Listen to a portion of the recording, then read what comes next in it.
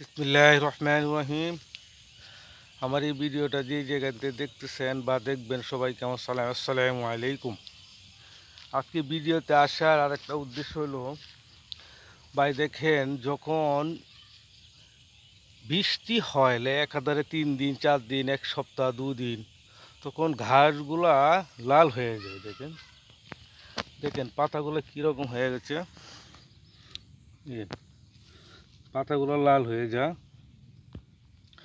এটার কারণ ভাই, যখন বৃষ্টি হয় যখন আবার রৌদ্র উঠবে, তখন ইনশাল্লাহ এটা আমাদের ইউরিয়া সার দিব, প্লাস পোলা রোগের একটা ওষুধ স্প্রে করে দিলে ইনশাল্লাহ ঠিক হয়ে যাবে, চিন্তার কোনো কারণ নাই।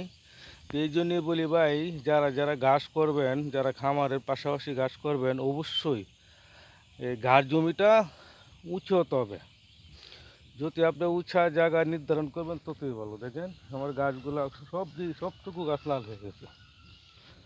আসলে আজকে 4-5 দিন ধরে বৃষ্টি, তাই এই সার এবং ওষুধ দেওয়া স্প্রে করার পরে আপনার এই গাছটা আলহামদুলিল্লাহ 8-10 দিনে হয়ে যাবে। এই জন্যই বলি, ইনশাল্লাহ যারা খামার করব, গাছের চিন্তাটা অবশ্যই থাকবে।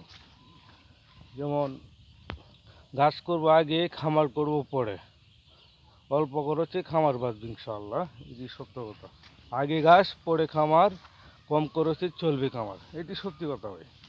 তা আসুন, আমরা যারা খামার করি এবং করব, অবশ্যই আমরা গাছের চিন্তাটা মাথায় রাখবো।